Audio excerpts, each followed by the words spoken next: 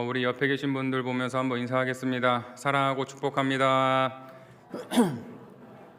네, 한 번 더 인사하겠습니다. 더 사랑하고 더 축복합니다. 네, 이렇게 한 번 더 인사할까요? 명절 후유증 잘 이겨냅시다. 네, 많이 피곤해 하시는 것 같아서요. 네, 저 스스로에게 하는 소리기도 합니다.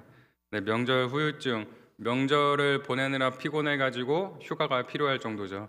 네, 휴가 보내느라 피곤해서 휴가가 필요하고 또한 명절을 보내느라 피곤해서 휴가가 필요할 정도인데 그 후유증 잘 이겨내시고 또 오늘 하나님께 주시는 말씀으로 다시 한번 새 힘을 얻고 나아가는 우리 모두가 되기를 소망합니다. 제가 한때 굉장히 좋아했던 그 아이돌의 노래가 있었습니다. 아쉽게도 찬양이 아니라 아이돌 가수의 노래였는데 오늘 말씀 제목처럼 난 아픈 건 딱 질색이니까 라는 제목의 노래였습니다. 뭔 이런 노래 제목이 다 있나 싶으시죠? 난 아픈 건 딱 질색이니까 라는 노래였는데 이 노래는 제목처럼 그냥 단순히 몸이 아프기 싫다는 그런 뜻이 아닙니다. 어떤 뜻이냐면은 이 노래가 말하는 아픔은 상처 주는 관계, 그리고 소모되는 사랑, 참고 견디는 것이 당연하게 여겨졌던 그런 삶의 방식을 이야기하고 있습니다. 예전에는 우린 이렇게 배워왔습니다. 조금 아파도 참고 힘들어도 어떻게 해야 된다? 견뎌야 된다. 그 모습이 어른이다. 그리고 고통은 사람을 성장시킨다. 우린 이렇게 배워왔죠. 하지만 요즘 시대는 그렇게 말하지 않습니다. 요즘 시대는 어떻게 말하냐면은 굳이 그렇게까지 아파야 됩니까? 상처를 감수해야만 사랑인가요? 요즘 시대는 이렇게 질문을 하고 있는 거죠. 그러니까 이 질문은 단순한 투정이 아니라 그냥 자기 자신을 지키고 싶다는 그런 절실한 외침이 그 속에 담겨 있는 것을 우리는 알 수 있는 것 같습니다.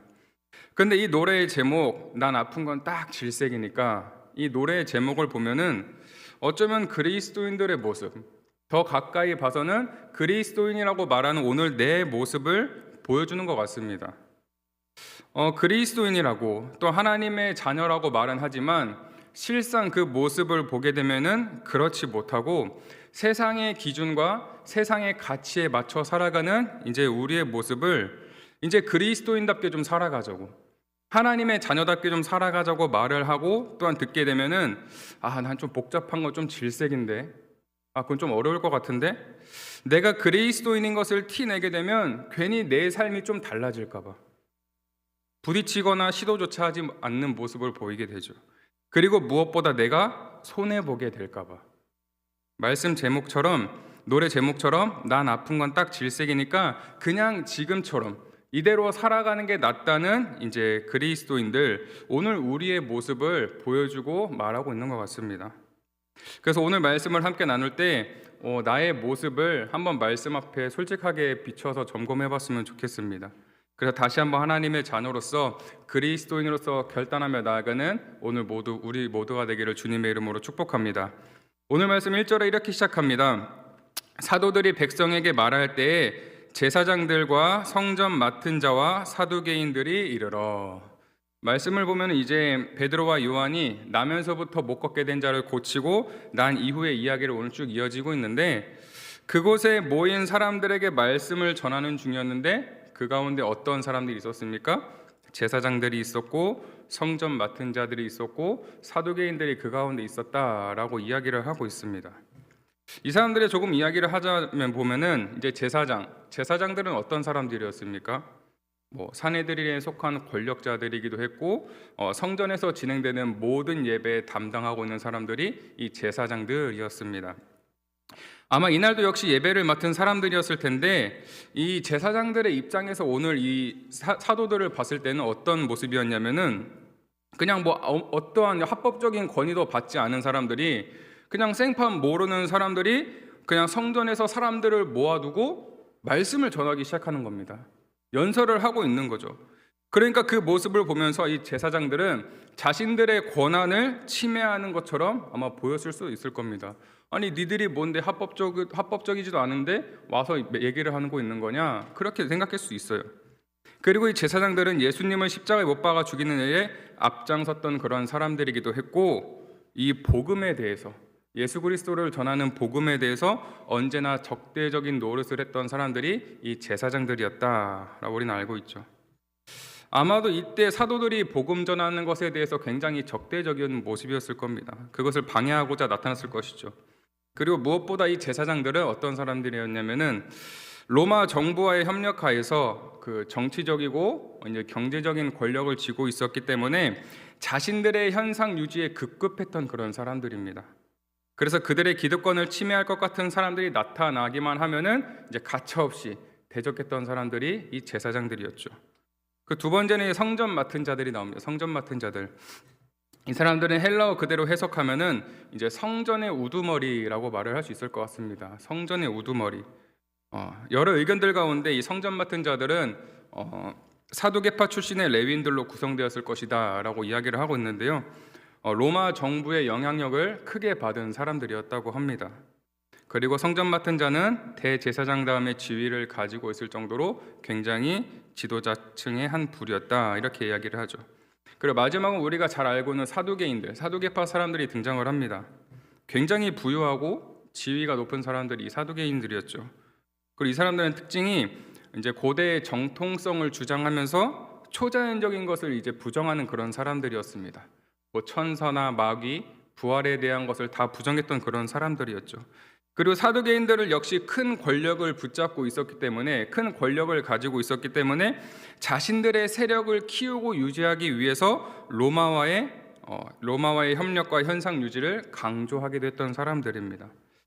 이렇게 엄청난 배경을 가진 사람들, 엄청난 것을 가진 사람들, 그 사람들이 베드로와 요한의 이야기 그리고 말씀을 들은 반응이 어땠을까요? 2절에 그들의 반응이 이렇게 나와 있죠. 예수 안에 죽은 자의 부활이 있다고 백성을 가르치고 전함을 싫어했다고 나와 있습니다. 이제 사도들이 전하는 그 말을 싫어한 거죠. 근데 보통 싫어한 정도가 아니라 이 싫어하다를 보면은 굉장히 이 말을 들었을 때 괴로워하고 불쾌했다고 이렇게 말합니다. 괴로워하고 불쾌했다. 근데 여러분, 이 제사장들, 성전 맡은 자들, 사두개인들, 이들의 공통점을 우리가 굳이 찾자면은 하나님을 모르는 사람들일까요? 하나님을 잘 아는 사람들일 겁니다. 하나님에 대해서 우리보다 더 많이 알고 우리보다 더 많은 지식들을 갖고 있는 사람들이 이 말씀에 나오는 사람들이란 말이에요. 그런데 그들의 반응이 어떻게 기록되어 있냐면은 그 말씀을 전함을 듣고 싫어했다고 합니다. 불쾌했다고 이야기를 합니다. 베드로와 요한의 가르침으로 인해 그들이 머리 아파하고 귀찮아하고 불쾌하게 여긴 거예요. 여러분, 다른 누군가가 아니라 교회를 다니지 않는 그런 사람들, 불신자들이 아니라 교회 안에 있는, 쉽게 말하면 교회 안에 있는 예배하는 사람들의 반응이었다는 겁니다. 오늘 제가 여러분 앞에서 이렇게 말씀을 전하고 있는데 여러분들의 반응이 그러는 거예요. 굉장히 싫어하고 짜증내고, 안 그래도 명절 이렇게 보내고 쉬다 왔는데 예배까지 나와야 되나, 굉장히 짜증내는 그런 얼굴로 있는 겁니다. 여러분, 나오는 사람들, 제사장들, 사두개인들, 또한 성전 맡은 자들 모두 그리스도인이지만 쉽게 말하면 자기 중심적이었던 그런 사람들입니다. 자기 중심적이었던 사람들. 내가 지금 사회적으로 많은 부를 누리고 또한 많은 권력을 갖고 있고 잘 먹고 잘 사고 있는데 그 모든 것이 하나님께서 주신 것임을 잊어버리고, 아예 생각조차 안 하고 자기 중심으로 편하게 살고 있다가, 그렇게 진짜인 척하고 있다가 이제 진짜 복음을 전하는 사람들, 이 사도들이 등장을 하니까 내 위치를 빼앗기게 될까봐, 지금 내가 척하고 있는 그 모습을 들키게 될까봐 두려워하고 초조하는 마음으로 그들이 전하는 진짜 복음, 진짜 복음에 괴로워하고 불쾌하게 여기고 있는 겁니다. 짜증내고 있는 거죠. 아니, 난 지금 편안하게 잘 먹고 잘 살고 있는데, 괜히 이상한 애들이 와가지고 이상한 소리를 하고 있으니까 혹시라도 저 사람들의 이야기에 사람들이 듣고 혹하면 어떡하지? 휘둘리면 어떡하지? 그래서 지금 내 자리가 어떻게 될까봐 지금 불안해하고 초조해하고 있는 것이 지금 이 사람들의 심정이죠. 여러분, 편안과 평안의 차이를 아십니까? 편안과 평안, 비슷한 듯 하지만 다르죠. 이 편안이라고 하는 것은 그냥 몸이 힘들거나 또한 불편하거나 괴롭지 않아서 좋다는 뜻이 편안입니다. 그냥 몸이 편안하다고 하죠. 반면에 평안은 마음이 평화롭고 잔잔한 상태가 평안하다라고 말을 합니다. 내 마음이 편안해 이러진 않죠. 내 마음이 평안하다 이렇게 말을 하죠.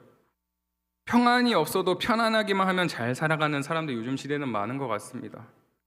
수많은 사람들이 평안보다 편안을 우선순위로 살아가고 있기도 하죠. 이 말씀에 나오는 제사장들, 그리고 성전 맡은 자들, 그리고 사두개인들, 이 사람들 역시 평안보다는 편안을 추구하며 살았던 사람들인 것 같습니다. 왜냐하면 자신들에게 있어서 유익한 것들, 부와 명예가 따르는 그것들을 중요시하면서 살다 보니까 진정한 내 마음 가운데 평안은 잊어버린 채 편안만을 추구하며 살았던 것 같아요. 왜냐하면 이 사도들의 등장으로 인해서 진짜가 등장해 버리니까 내 정체가 들킬까봐 두려워하고 초조해하고 있기 때문이죠. 여러분, 이 말씀에 나오는 제사장들, 성전 맡은 자들, 사두개인들, 그들의 반응이 이랬는데, 그렇다면 오늘 말씀을 듣고 있는 오늘 우리들, 오늘 나는 평안과 편안 중에서 무엇을 추구하며 살아가고 계십니까? 한번 솔직하게 자기 자신한테 질문했으면 좋겠습니다. 나는 평안과 편안 중에 무엇을 추구하며 살아가고 있는가? 그리스도인이라고 하면서 내가 하나님의 자녀라고 말은 하고 있는데 평안한 삶이 아닌 그저 몸의 편안함을 추구하며 살아가고 있다면, 그런 우리가 오늘 말씀에 나오는 그리스도인이지만 자기 중심으로 신앙생활하고 살아가는 이 사두개인들, 제사장들, 이런 사람들과 별다를 게 없다는 겁니다. 우리 역시 그 사람들보다 더한 모습을 보일 수도 있는 것이죠. 여러분, 혹시 영화 원카라는 영화를 보셨습니까? 원카? 또 원카는 또 뭔가 싶으실 겁니다. 원카라는 영화가 있어요. 보면은 저를 닮은 남자 주인공이 등장을 합니다. 네. 저기서 누가 주인공인지 말씀드리지 않을 거예요. 네. 저를 닮은 그런 주인공 티모시 샬라메라는 사람이 등장을 하는데, 한번 보세요. 네, 재밌어요. 네, 재밌는 영화인데, 이 영화를 보다 보면은 이 남자 주인공 티모시 샬라메와 그 여자 주인공이 동물원에 가는 그런 장면이 나옵니다. 동물원에 가는 그런 장면이 나오는데, 그 동물원에 들어가자마자 가장 먼저 만나는 동물이 뭘까요? 네, 플라밍고라는 새를 만납니다. 홍학이라는 새를 만나요. 그 분홍색의 새 홍학을 만나게 되는데, 그 플라밍고를 만나면서 이런 대사가 나옵니다. 뭐라고 나오냐면은, 왜 이들이 안 날아갈까? 왜 안 날아갈까? 글쎄, 생각 못 해본 게 아닐까? 에이, 장난이지. 아니, 진짜로 플라밍고들이 그래. 앞에서 이끌어줄 누군가가 필요하기 때문이야. 여러분, 플라밍고는 새입니다. 새. 홍학은 새죠. 근데 그들이 날아가지 않는 모습을 보면서 왜 플라밍고가 날아가지 않는 거지? 그 질문에 글쎄, 날아갈 생각을 못 해본 건 아닐까? 이런 대답을 하고 있는 거죠.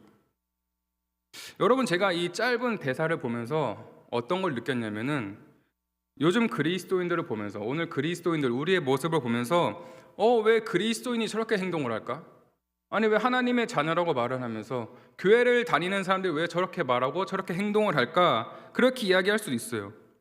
그러면 그 질문에 글쎄, 혹시 그리스도인들이 예수님을 생각하지 못한 게 아닐까? 이렇게 농담이 섞인 진담을 이야기한다면 굉장히 충격적이지 않을까요?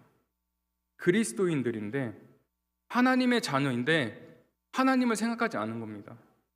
예수님을 생각하지 않은 채 살아가고 있는 거죠. 진짜로 그리스도인들 그렇죠. 앞에서 이끌어줄 누군가가 필요하기 때문입니다. 여러분, 예수 그리스도를 우리의 주인으로 이제 생각하면서 내 삶을 이끌어 가시는 분으로 믿고 확신한다면 우리의 삶을 이끌어 가시는 분은 예수님이 되실 겁니다. 반대로 그렇지 않다면 나는 여전히 세상에 시선을 두고 세상의 가치를 두며 살아가는 그런 인생일 겁니다. 수많은 그리스도인들, 그리고 오늘 말씀에 나오는 그런 사람들, 그리스도인이지만 자기 중심적으로 살아가는 그런 사람들, 마치 플라밍고처럼 날아갈 생각을 않는 그리스도인들, 오늘 내가 그 사람이 아니라는 법은 없죠. 오늘 이미 내가 그 모습일 수 있고 더한 모습일 수도 있다는 겁니다. 요즘 시대의 문제 중에 하나가, 많은 문제들이 있지만 그 문제 중에 하나가 어떤 사람이 어려움에 당하거나 공경에 처했을 때 그것을 이제 길을 지나가다 보게 되면은 선뜻 도와주기보다는 무엇을 꺼냅니까? 핸드폰을 꺼내서 그 모습을 촬영하고 있어요. 그러면서 SNS 올리면서 지금 어디 뭐해서 어떤 일이 일어나고 있다. 그걸 이제 SNS 올리면서 업로드하고 있죠. 왜 도대체 도와주지 않고 핸드폰을 찍어서 올리는 그런 문화가 되어버린 걸까요? 왜 도대체 그런 시대가 되어버린 걸까요? 왜 선뜻 도움을 주지 않는 걸까요? 이유는 그거죠. 내가 괜한 일로 손해를 볼 수 있을까 봐. 내가 괜히 나섰다가 나에게 어떠한 피해가 올지도 모르니까. 그래서 선뜻 나서지 않고 그냥 난 아픈 건 딱 질색이니까 그냥 가만히 있는 겁니다. 오늘 우리의 모습도 마찬가지잖아요. 이 시대 그리스도인들의 모습이 그렇지 않을까요?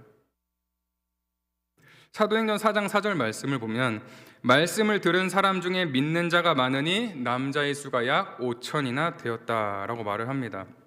이 사도들이 전하는 사도들이 전하는 복음을 이제 제사장들, 성전 맡은 자들, 사두개인들이 싫어했고, 또한 그들뿐만이 아니라 그들의 눈치를 보는 많은 사람이 있었을 거예요. 그들과 함께하는 사람들, 그 사람들도 싫어했겠지만 그럼에도 그 가운데서 믿는 자들이 많았다는 기쁜 소식이 있는 겁니다. 자기 중심으로 살고 신앙생활하던 그 가운데서 하나님 중심으로 살아가고 하나님의 말씀 중심으로 살아가는 사람들이 그 가운데 분명히 있었다는 겁니다. 그 시대 가운데서 사람들의 눈치와 그냥 모두가 추구하는 그런 삶이 아니라 오히려 그와 반대일 수도 있는 것, 편안이 아닌 평안을 추구하는 삶.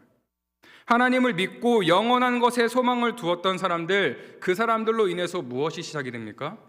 초대교회가 시작이 되기 시작합니다. 하나님의 말씀이 점점 더 퍼져나가기 시작하는 거죠. 심한 핍박과 조롱 속에서도 자신의 믿음을 저버리지 않고, 비록 내 몸은 괴롭힘을 당해서 편하지 않은 상태라고 할지라도 지금 나와 함께 하나님이 하시기 때문에, 지금 하나님이 나와 함께 하시기 때문에 현재 고난은 장차 내게 임할 영광과 비교할 수도 없기 때문에 그런 평안함을 갖고 있던 진짜 그리스도인들, 하나님의 자녀들로 인해서 하나님은 역사하셨다는 사실입니다.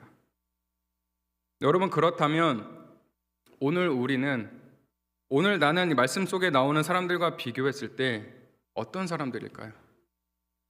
가르치고 전함을 싫어하는 그런 부류입니까? 아니면 믿는 자입니까? 한번 스스로에게 한번 질문해 보시고 답해 보십시오. 나는 가르침을 전하고 싫어하는 부류일까? 아니면 나는 믿는 자인가? 그리고 나에게 하나님은 어떤 분이십니까? 오늘 나에게 있어서 예수 그리스도는 어떤 분이십니까? 나를 위해 십자가에 달리시고 온갖 수치와 고난과 모욕을 당하신 그 예수님을 혹시 내가 부끄러워서 피하고 있지는 않습니까?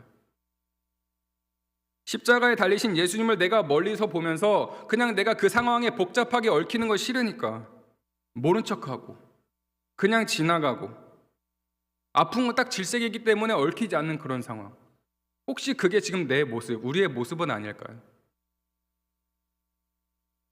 여러분, 나락 퀴즈쇼라고 아십니까? 나락 퀴즈쇼? 이제 오늘 별거 많이 알게 되시죠? 나락 퀴즈쇼라고 있습니다. 말 그대로 나락으로 가는 퀴즈쇼예요. 이 질문에 어떠한 대답을 해도 그 사람은 그냥 나락으로 가는 겁니다. 여기에 우리 충주를 대표했던 충주맨이 나오기도 했었어요. 그 질문에 연예계 마약 파문 어떤 기관의 무능 때문일까요? 라는 질문이 나왔습니다. 보기가 정부의 무능, 두 번째가 경찰의 무능, 세 번째가 세관의 무능, 네 번째가 충주시장, 이렇게 나왔습니다. 여기서 무엇을 대답해도 충주맨은 이제 나락으로 간다, 이제 그런 프로그램이에요. 저기서 충주시장이 이제 바라보고 있습니다. 그 자리에서. 더 쉽게 얘기해 보면은 질문 중에 하나가 우리나라에서 이 보기 중에서 가장 축구를 못하는 사람이 누구입니까? 라고 질문했을 때 1번이 차범근, 2번이 박지성, 3번이 손흥민, 이렇게 질문이 나옵니다. 그 누구를 선택을 해도 우리나라 사람이라면은 손가락질 당하고 이제 나락으로 가게 되는 거겠죠. 여러분들 이 나락 퀴즈쇼라는 걸 보면서 만약에 나에게 이 나락 퀴즈쇼가 주어졌을 때 그 질문이 이런 질문이라면 어떨까요? 내 인생에 있어서 도움이 안 되는 건 무엇일까? 라는 그 질문인데, 그 질문의 보기가 1번 하나님, 2번 예수님, 3번 성령님. 이런 보기가 있으면 어떻게 대답을 해야 될까요? 무엇을 선택하실 겁니까? 4번은 뭐가 있나 계속 기다리겠죠. 여러분, 웃자고 한 질문인데 솔직히 이 질문에 보면 좀 찔리기도 합니다. 찔리기도 해요. 내가 살아가는 데 있어서 하나님, 그 예수님, 성령님이 도움이 된다고 생각하시면 살아가십니까? 아니, 그분들 하나님을 내 인생에서 조금이나 생각을 해야 도움이 된다고 생각하는데 생각하지도 않으면서 내 인생에 도움이 된다고 말할 수 있을까요? 교회에 나와서 예배를 드리고 찬양하고 기도를 하기도 하는데 실제로 그 모든 것들이 나에게 어떠한 영향을 미치고 있다고 생각하십니까? 내가 그리스도인인 것을 잘 나타내지도 않고 내가 그냥 그것을 드러내기보다는 그냥 지나치는 게 나을 것 같아서 그냥 난 아픈 게 딱 질색이니까 모른 척하고 있지는 않으십니까? 오늘 말씀 4장 7절에 보면은 사도들을 가운데 세우고 묻되 너희가 무슨 권세와 누구의 이름으로 이 일을 행하였느냐? 너희가 어떤 사람의 권위와 어떤 사람의 배경을 위법으로 행하고 있는지 이제 질문을 하고 있는 겁니다. 신문하고 있는 거죠. 왜냐하면 이 지금 듣고 있는 사람들 이들에게 있어서 이 예수라는 이름은 불경스러운 이름이었기 때문이에요. 예수는 자칭 하나님의 아들이었고 이것은 신성 모독죄에 해당된다는 그런 이야기였던 것입니다. 그래서 이 질문 자체는 이 사도들을 향해서 덫에 걸리게 하려는 그런 질문이었죠. 만일 사도들이 예수의 이름으로 우리가 지금 이 일을 행하고 있습니다 라고 하면은 이 사람들의 덫에 걸리게 되는 거고, 만약에 하나님의 이름이라고 대답한다면 신성 모독죄에 해당되는 그런 덫에 걸리게 되는 거죠. 그들의 질문에 대한 답변이 10절 말씀에 이렇게 나오고 있습니다. 우리 사도행전 4장 10절 말씀 한번 같이 읽어보겠습니다. 너희와 모든 이스라엘 백성들은 알라. 너희가 십자가에 못 박고 하나님이 죽은 자 가운데서 살리신 나사렛 예수 그리스도의 이름으로 이 사람이 건강하게 되어 너희 앞에 섰느니라. 아멘. 그 이제 덫을 놓은 그 질문에 담대하게 얘기하고 있는 거죠. 너희와 모든 백성들은 알아라. 잘 들어봐라. 너희가 십자가에 못 박고 하나님이 죽은 자 가운데서 살리신 나사렛 예수 그리스도의 이름으로 이제 그 사람이 건강하게 되어 너희 앞에 지금 서 있다라고 분명하게 당당하게 이야기를 하고 있는 겁니다. 선포하고 있는 거죠. 여러분, 누구의 이름으로 이 일을 행하였느냐? 오늘 우리에게 질문을 한다면, 여러분들에게 질문을 한다면 뭐라고 대답을 하시겠습니까? 나에게 하나님이 예수님이 어떤지 그냥 생각도 안 해봤는데, 아니 생각조차 안 하는데 무슨 대답을 할 수 있겠냐는 겁니다. 생각도 안 하는데, 당연한 것을 당연하게 여기지 않고 당연한 것을 당연하게 이제 여기면서,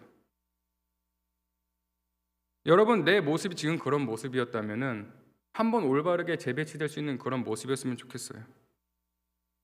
정말 우리가 당연하지 않은 것을 당연하게 여기며 살아가는 그런 모습이었다면은 올바르게 그것들이 재배치되어야 되지 않겠습니까? 내가 그리스도인 하나님의 자녀인 것을 나타내고 자랑스러워할 수 있는 그런 믿음과 용기가 오늘 우리에게 있기를 간절히 소망합니다. 우리 충일교회가 그런 공동체였으면 좋겠습니다. 그런 우리가 나타낼 수 있는 결단의 말씀이 이 10절 말씀처럼 이 사도들이 보여주고 있는 겁니다. 너희와 모든 이스라엘 백성들을 알아라. 너희와 모든 이스라엘 백성들을 알아라. 너희가 십자가에 못 박고 하나님이 죽은 자 가운데 살리신 나사렛 예수 그리스도의 이름으로 이 사람이 건강하게 되어 너희 앞에 섰느니라. 너희와 모든 이스라엘 백성들은 알아라. 솔직히 이 말씀을 준비하면서 이 사도들이 굉장히 멋있어 보였습니다.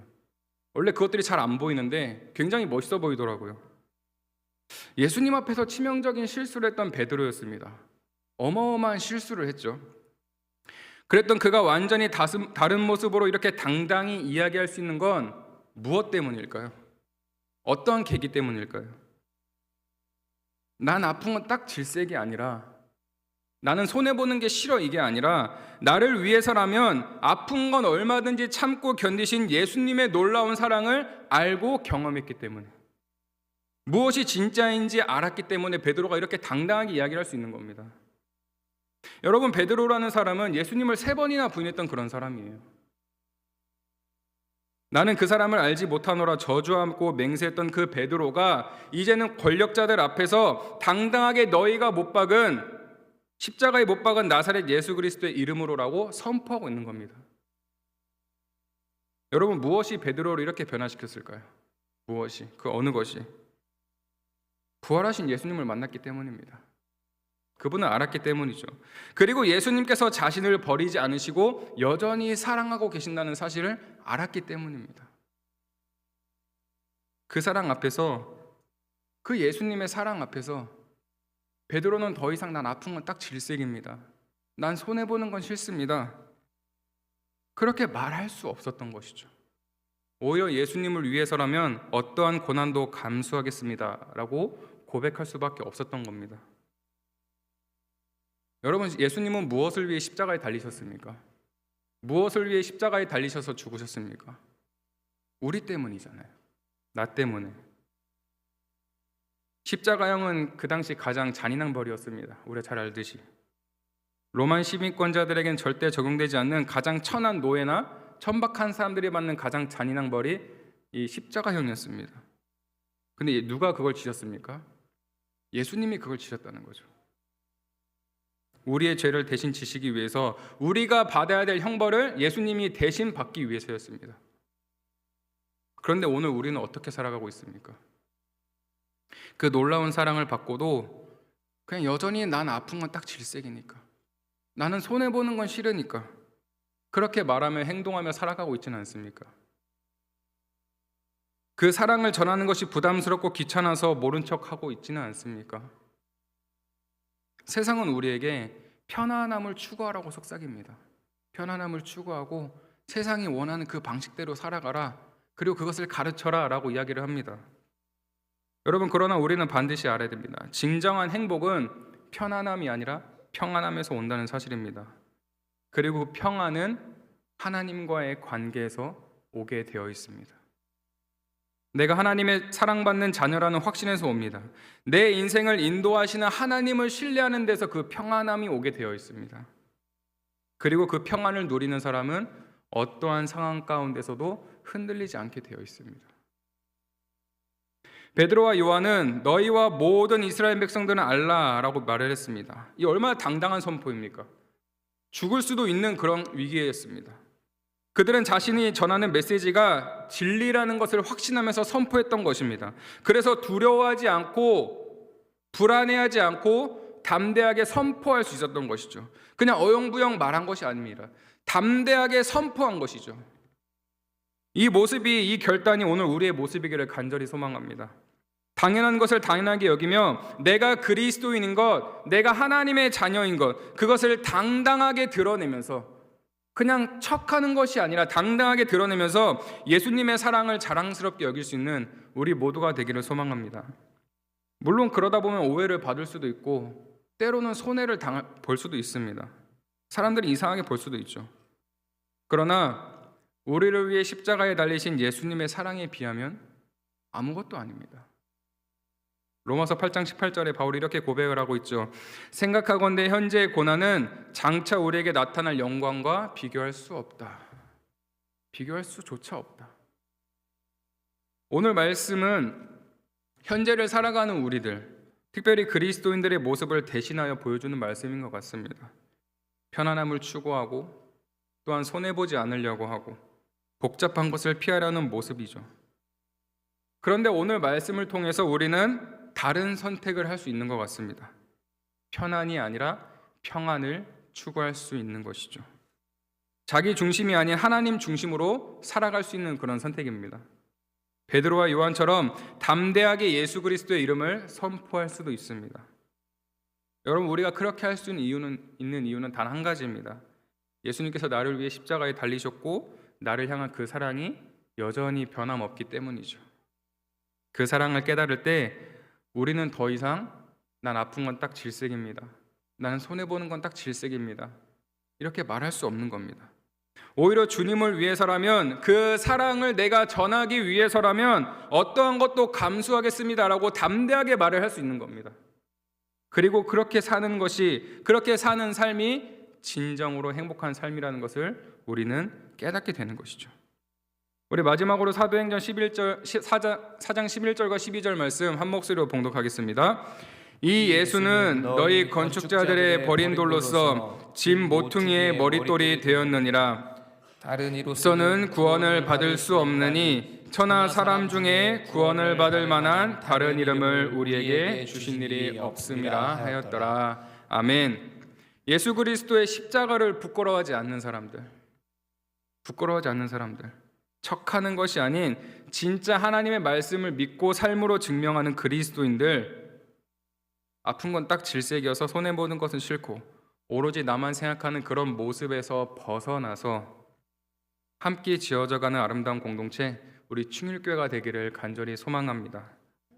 우리 충일교회가 정말 성령 안에서 그 찬양의 가사처럼 하나님께서 거하실 처소가 되기 위하여 예수 그리스도 안에서 함께 지어져가는 그런 귀한 공동체가 되기를 소망합니다.